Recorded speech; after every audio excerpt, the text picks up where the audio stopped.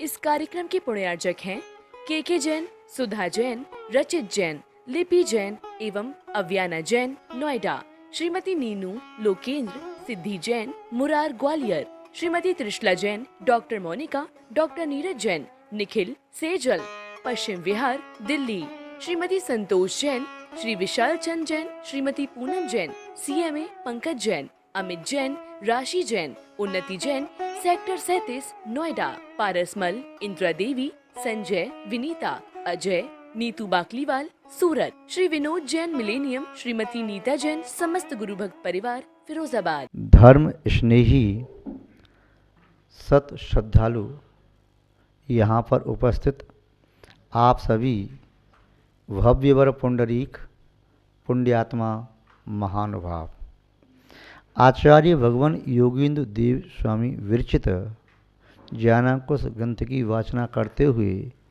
विगत दिवस ज्ञान प्राप्ति का उपाय जानने की सम्यक चेष्टा की।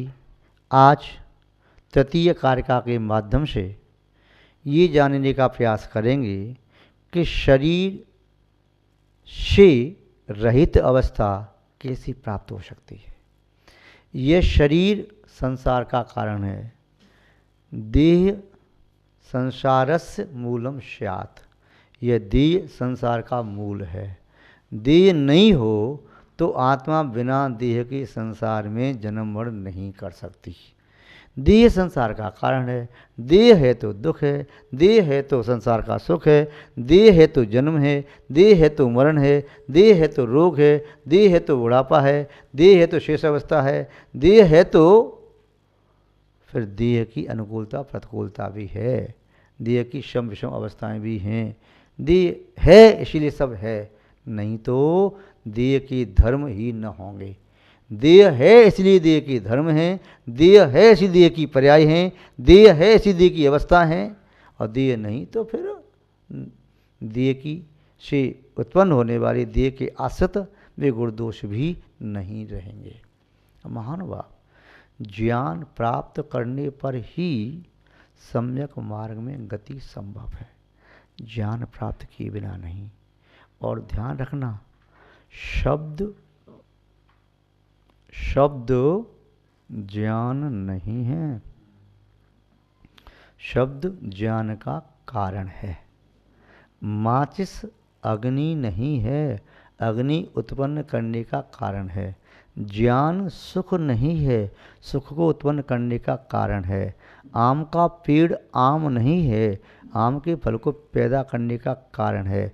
माता पिता वह शिशु नहीं हैं, शिशु को जन्म देने के निमित्त हैं। मिट्टी मटका नहीं है, मिट्टी उस कलश को मटके को पैदा करने का उपादान कारण है। कुंभकार कलश नहीं है, कुंभकार कलश को बनाने वाला है। स्वर्णकार स्वयं वह आभूषण नहीं है, स्वर्ण के आभूषण बनाने का निमित्त कारण है, और स्वर्ण उसको उपादान रूप से बनने का वह उपादान कारण है। आटा रोटी नहीं है, रोटी बनने का निमित्त कारण है। ऐसे ही किसी भी पदार्थ में लगाते चले जाओ, जो कारण है वह कार्य नहीं है, जो कार्य है वह अपने ही कारण का कारण नहीं हो सकता। कारण कार्य अलग अलग है। बीज कारण है वृक्ष का, और वृक्ष का फल कारण है अगले बीज और अगले वृक्ष का, किंतु वही वृक्ष अपने बीज का कारण नहीं है। वही वृक्ष अपने बीज का कारण नहीं है, क्योंकि उस बीज से तो वृक्ष पैदा हुआ है। जब पैदा हो गया तो जब पैदा वृक्ष नहीं बना था तब बीज था, तो ये वृक्ष उस बीज रूप कैसे हो सकता है। अर्थात कारण के बाद कार्य आता है, तो कार्य से उस कारण की प्राप्ति नहीं हो सकती जिस कारण से इस कार्य की सिद्धि हुई है। शब्द ज्ञान नहीं है, इस बात को आपको बता रहे थे। तो आप पूछ सकते हैं, महाराज जी फिर शुद्ध ज्ञान क्यों कहा जाता है, अक्षर ज्ञान क्यों कहा जाता है। क्योंकि ये शब्द ज्ञान का कारण है। यदि मति ज्ञान में, अवधि ज्ञान में, मनप्रेत ज्ञान में, केवल ज्ञान में शब्द नहीं है तो क्या वो ज्ञान नहीं है। क्या कहना चाहते हो, उसे अज्ञान कहोगे। शुद्ध ज्ञान क्या शब्द से ही चलता है। भाव शुद्ध ज्ञान नहीं होता? होता है। तो ये शब्द शुद्ध ज्ञान का कारण है, भाव शुद्ध ज्ञान का कारण है। शब्द तो माचिस की तरह से बताया था, जिससे मोमबत्ती जलाई जा सकती है, किंतु खाली माचिस से मोमबत्ती नहीं जलाई जाती। और माचिस भरी भी रख दो मोमबत्ती के पास, तभी मोमबत्ती जलती नहीं है। तो मोमबत्ती जलाने के लिए कारण तो है, किंतु कार्य नहीं है। तो हमें शब्दों का सहारा उतना लेना है जितना सहारा एक पथिक अपनी मंजिल तक पहुंचने के लिए मार्ग में मिलने वाले माइलस्टोन का सहारा लेता है, उसे देख करके आगे बढ़ता चला जाता है। वो शाइन बोर्ड का सहारा लेता है। शाइन बोर्ड वो स्थान नहीं है गंतव्य, माइलस्टोन गंतव्य स्थान नहीं है, उसके माध्यम से आगे बढ़ रहा है। जो रोड है वह गंतव्य स्थान नहीं है, उसके मार्ग से आगे चल रहा है। ऐसे ही शब्दों के माध्यम से चल रहा है। घोड़ा गंतव्य नहीं है, गंतव्य पहुंचाने का साधन है। ये शब्द तो रथ हैं, इस शब्दों के रथ पर सवार होकर के हम मुक्तिपुरी को जा सकते हैं, अपने अनंत शाश्वत वैभव को प्राप्त कर सकते हैं। एक बार विद्वान के मन में आया कि मैं अपने शिष्यों के यहाँ जाऊँ। शिष्य के यहाँ पर जब पहुँचते, शिष्य बड़ी खातर करते, बड़ी खुशामद करते, बड़ा सम्मान करते, बहुत करते, आदर करते, सत्कार करते, कोई कमी नहीं। एक शिष्य के यहाँ पहुँचे। शिष्य प्रातःकाल का समय था, स्नान आदि कर रहा था भगवान की पूजा पाठ करने के लिए। शिष्य ने कहा गुरुजी से, गुरुजी आप भी स्नान कर लीजिए, भगवान की पूजा पाठ कर लें, परमात्मा की स्तुति करेंगे, परमात्मा का अभिषेक करेंगे, बड़ा आनंद आएगा।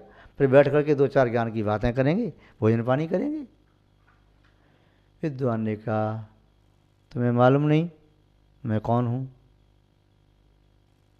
आप बता दीजिए, जो मैं जानता हूँ क्या बात आप वही हैं या कुछ और हैं? मैं तुम्हारा गुरु हूँ, समझे? मुझे समझाने की चेष्टा मत करो। स्नान कर लो। ये सब क्या होता है स्नान करने से? सब बाहर की क्रिया है। मेरी आत्मा पवित्र है, मेरी आत्मा में निरंतर ज्ञान की सरता बह रही है, ज्ञान की गंगा बह रही है। ये 2 लोटा पानी डालने से क्या होगा? क्या से पवित्रता होती है? उस नामधारी गुरु ने शिष्य को डांट दिया। शिष्य चुपचाप हो गया, नहा धो के पूजा पाठ की, फ्री हुआ। गुरु से बोला गुरुजी भोजन पानी। अपनी पत्नी से पहले कह दिया था थोड़ा सा भोजन अच्छे से बनाना आज। तो पत्नी ने कहा क्यों? बोले आज मेरे गुरु आए हैं, आज तो तू जो बना सक खूब बना। अब पत्नी ने भी जितने भी पकवान बना सकती थी खूब पकवान बनाए, और ऐसे पकवान बनाए जिन पकवान के साथ जितना पकवान खाओ उससे दुगना पानी पियो तो पकवान पचें, नहीं तो पकवान खाना पेट को फुला करके गुब्बारा बना दें। अब क्या ना, विद्वान तो पहुँचे, शिष्य ने इतनी जब वक्त की तो क्यों कमी करें। फिर भी शिष्य गुरुजी और ले, गुरुजी ये नहीं लिया, गुरुजी हलवा, गुरुजी मंगोड़ी, गुरुजी दाल बाटी, गुरुजी ये कचौड़ी, गुरुजी ये समोसा, गुरुजी जलेबी इमरती, गुरुजी रसगुल्ला रह गया, गुरुजी रह गया। और खिला खिला के गुरुजी को पानी तो पीने ही नहीं दिया बेचारी ने। गुरुजी ने कहा गिलास उठाया, अरे गुरुजी पानी तो पिए, ये तो लो पहले का नाम है। और ज़्यादा क्या हुआ, फिर उसे मीठी शक्कर की चाशनी और पिला दी ऊपर से कि ठीक है। फिर गुरुजी ने कहा और ये तो ज़्यादा मुँह मीठा हो गया, तो कोई बात नहीं, ये थोड़ा खट्टा सा पानी और पी लो, इसमें नमक भी अच्छा, मिर्ची भी, खटाई वगैरह पड़ी है, पिला दिया। अब गुरुजी से कहा गुरुजी ठीक है। हाँ, गुरुजी को पेट भर गया, अब तो उठना बैठना मुश्किल हो गया। कक्ष में उठा दिया, बाहर से सांकल लगा दी, गुरुजी ध्यान आत्मा करो। आप तो ज्ञान आत्मा ध्यान करो, ज्ञान की श्रद्धा बह रही है। 10 मिनट भी नहीं हुए, गुरुजी का कंठ तो प्यास के मारे हाहाकार करने लगा, सूख गया। पानी पानी पानी, क्योंकि इतना गरिष्ठ भोजन किया, उसको पानी चाहिए। फिर चाशनी पी गई गुरुजी, और फिर खाने में जलजीरा वगैरह खाना में खटाई का पानी पी गई। अब तो गला सूखे, पेट में जो भोजन था वो फूला, अब तो खाना पानी के मारे लोटपोट होने लगे। बार बार आवाज़ लगाए, बेटा शिष्य पानी दे दो, 1 लोटा पानी दे दो। अरे गुरुजी कैसी बात कर रहे हैं आप 1 लोटा पानी की? आपके अंदर तो ओहो निस्सीम ज्ञान की गंगा बह रही है, आपकी तो सरता सतत प्रवाही सरता बह रही है, उसमें से 1 लोटा पानी निकालो, पी लो। क्या करना बाहर के पानी से? क्या होता है बाहर के पानी से? गुरुजी पियो। गुरु ने खूब दरवाजे को खटखटाया, दरवाजे मजबूत थे, तोड़ने का प्रयास किया, टूटे भी नहीं। गुरु ने बार बार चिल्ला चिल्ला के थक गए और बार बार मूर्छा कर गिर पड़े। फिर होश आए, फिर दरवाजा खटखटाए, शिष्य टस से मस नहीं हुआ। क्योंकि शिष्य भी तो नहीं गुरु का था। बोले ठीक है गुरु जी, आपने मुझे ज़िंदगी भर पाठ पढ़ाया, मुझे तो आज ही मौका मिला है पाठ पढ़ाने का, तो देख तो लो। तो जब देखा गुरु जी तो अचेत हो गए, मूर्छा आ गई, कहीं ऐसा ना हो राम नाम सत्य हो जाए। शिष्य ने दरवाज़ा खोला और पानी लाया, पानी पर डाला तो होश आया। मोबाइल लगा, क्या हुआ गुरु जी? ज्ञान की गंगा सूख गई क्या? सरता जो बह रही थी। उसने कहा बस मुझे क्षमा कर दे, मुझे अपने ज्ञान का अहंकार हो गया था। वास्तव में प्रभु भक्ति पूजा परमात्मा की सेवा करना भी अनिवार्य है, शरीर की शुद्धि करना भी अनिवार्य है, उसका हम उपहास और उसका प्रयास नहीं कर सकते। तूने मुझे सही सबक सिखा दिया, अन्यथा मेरी दुर्गति हो जाती। वह शब्द पाठी विद्वान सुधर गए। वह सुधर गए कौन से थे मुझे नहीं मालूम, शायद उस समय रहते होंगे शब्द पाठी विद्वान, ऐसे नहीं होंगे। यदि हों तो उनको भी सुधर जाना चाहिए, नहीं तो कौन से शिष्य से पाला पड़ जाए कुछ कह नहीं सकते।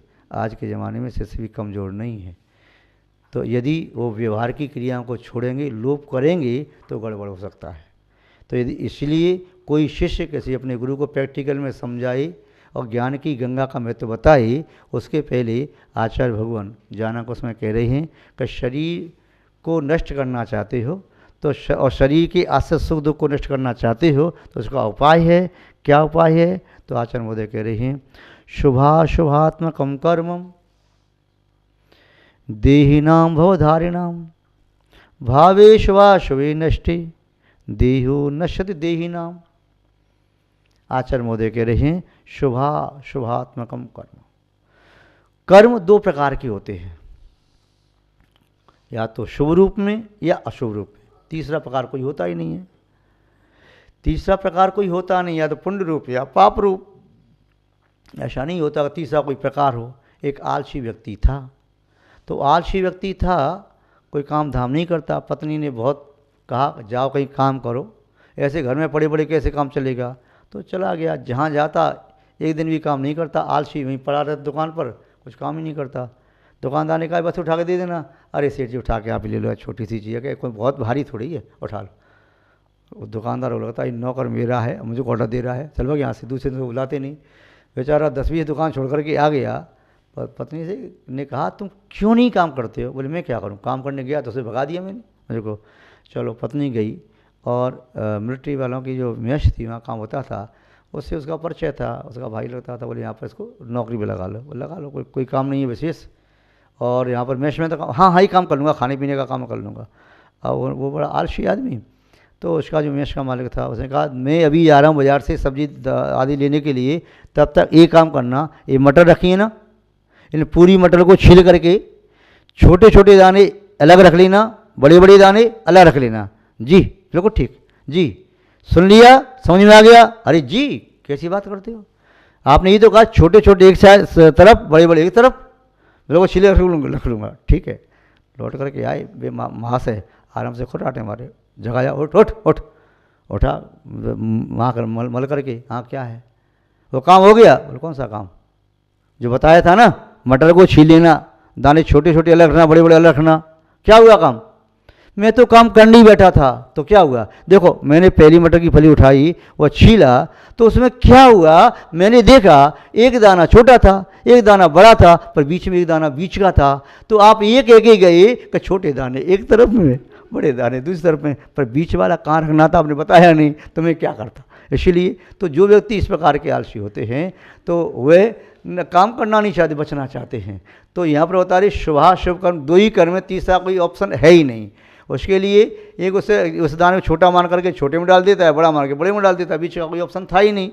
परंतु वहाँ हो भी सकता है, परंतु यहाँ पर ऑप्शन नहीं है कर्मों में, केवल दो ही भेद हैं, पुण्य कर्म या पाप कर्म, तीसरा कोई कर्म नहीं है। दो भेद में सब कर्मों के भेद हो जाते हैं। तो यहाँ कहा शुभ और अशुभ भाव, शुभ भावों से शुभ गति की प्राप्ति, अशुभ भाव से अशुभ गति की प्राप्ति। आचार्य भगवान कुंत स्वामी जी ने क्या कार्य अनुसार में असुहादो यादो स्वभावादो सग स्वमाऊ दुष्य भावम जाने तम तेर जम तेरो चैतम कुड़हो। असुहादोड़ियादो, अशुभ भाव करने से नरक आदि की प्राप्ति होती है, नरक आयु का बंध होता है और नारकी का शरीर प्राप्त होता है, या त्रिंच का शरीर प्राप्त होता है, या कुमानुष का शरीर प्राप्त होता है, या पापिष्ट मनुष्य का शरीर प्राप्त होता है, या देव दुर्गति यंत्र आदि का शरीर प्राप्त होता है। यानी जो कष्टप्रद देह है ऐसी पाप के उद्देश्य प्राप्त होती है। और स्वभावादो, शुभ भावों से सग सोमाऊ, स्वर्ग के देवों की विभूति प्राप्त होती है। इंद्र, नरेंद्र या अहमिंद्र आदि के शरीर प्राप्त होते हैं, या मंडलेश्वर, महामंडलेश्वर, कामदेव, चक्रवर्ती, बलभद्र आदि के शरीर प्राप्त होते हैं। अच्छी अच्छी उत्कृष्ट पुण्य के फलस्वरूप भोग सामग्री प्राप्त होती है। तो शुभ से शुभ फल की प्राप्ति, अशुभ से अशुभ फल की प्राप्ति होती है। असुआदो रियादो स्वभावादो सग स्वभाव द्विषी भावों जाने, आचार्य कुतुब स्वामी के दोनों भावों को जान करके जमते रुचि तुम करो हो, जो तुम्हें रुचि सो करो, दोनों बता दिया। ऐसी कह रही शुभ से शुभ मिलेगा, अशुभ से अशुभ मिलेगा। फिर हम तो ये चाहते हैं कुछ भी ना मिले तो दोनों को छोड़ दो। शुभ और अशुभ दोनों कर्मों को छोड़ करके देह नाम भविदारणाम, शुभ और अशुभ कर्म से शुभ देह, अशुभ कर्म से अशुभ देह मिलती है। इसीलिए भावे शुभाशुभे नष्टे, अपनी आत्मा से शुभ अशुभ भाव को ही नष्ट कर दो। प्रवचन सार में आचार्य कुंद स्वामी ने कहा कि यदि जो व्यक्ति शुभ और अशुभ दोनों उपयोग को नष्ट कर देता है, शुद्ध उपयोग को प्राप्त होता है, और शुद्ध उपयोग में बढ़ता हुआ व्यक्ति आत्मा की शुद्ध दशा को प्राप्त कर लेता है। तो भावे शुभाशुभे नष्टे, शुभ और अशुभ भावों को नष्ट करके क्या करता है? भावे शुभाशुभे नष्टे देहो नश्यति देहिनाम, जो देह को धारण करने वाले देही हैं, देहो नश्यति, वह शरीर को नष्ट करने में समर्थ होते हैं। और कोई उपाय नहीं है। जो उपाय है देह को नष्ट करने का, वही उपाय प्रॉपर है। देह का बीज यदि आपके पास है, कर्म आपके पास है, तो देह को नष्ट नहीं कर सकते। देह का कारण बीज, जो कर्म है उसे नष्ट कर दोगे तो देह पैदा नहीं होगी। जिसने बीज को जला दिया तो खेत में पेड़ कैसे पैदा होंगे? मेरे खेत में बबूल के पेड़ न हो तो वह काटता है, बेशर्म के पेड़ न हो तो काटता है। उनको काटने से नष्ट नहीं हो पाएंगे, फिर वो कोई बीज गिरेगा और होते जाएंगे। अरे जो बीज बोने वाले हैं, कोई व्यक्ति आपके खेत में बीज बो जाता है या आपने भूल से बो दिए, उन बीजों को जला दो, आपके खेत में फिर बबूल पैदा नहीं होंगे या बेशर्म पैदा नहीं होंगे। ऐसी कह रही हैं, उस कर्म को नष्ट कर दो। शुभ और कर्म के नष्ट कैसे होंगे? कर्म का कारण जो भाव है उसे नष्ट कर दो। भावे शुभाशुभे नष्टे देहो नश्यत देही नाम, संसारी प्राणियों की देह अपने आप नष्ट होती है। और देह नष्ट होती है तभी देहातीत, शरीरातीत आत्मा के आनंद की प्राप्ति होती है, आत्मा के स्वभाव की प्राप्ति होती है। इसीलिए हम और आप शुभ अशुभ भावों को नष्ट करने का लक्ष्य बना करके आगे बढ़ें। पहले अशुभ से बचें, शुभ में प्रवृत्ति करें, फिर शुभ से भी बच के शुद्ध में प्रवृत्ति करें, तभी हम इस शरीर और शरीर से संबंधित सुख दुख से मुक्त हो सकते हैं। आज बस इतना ही पर्याप्त है। जय बोले श्री शांतनाथ भगवान की, परम पूज्य आचार्य गुरुदेव श्री विद्यानंद जी महाराज की, अहिंसामय विश्व धर्म की। इस कार्यक्रम के पुण्यार्जक थे के जैन, सुधा जैन, रचित जैन, लिपि जैन एवं अव्याना जैन, नोएडा। श्रीमती नीनू लोकेंद्र, सिद्धि जैन, मुरार ग्वालियर। Shrimati Trishala Jain, doctor Monika, doctor Neeraj Jain, Nikhil Sejal, Paschim Vihar, Delhi.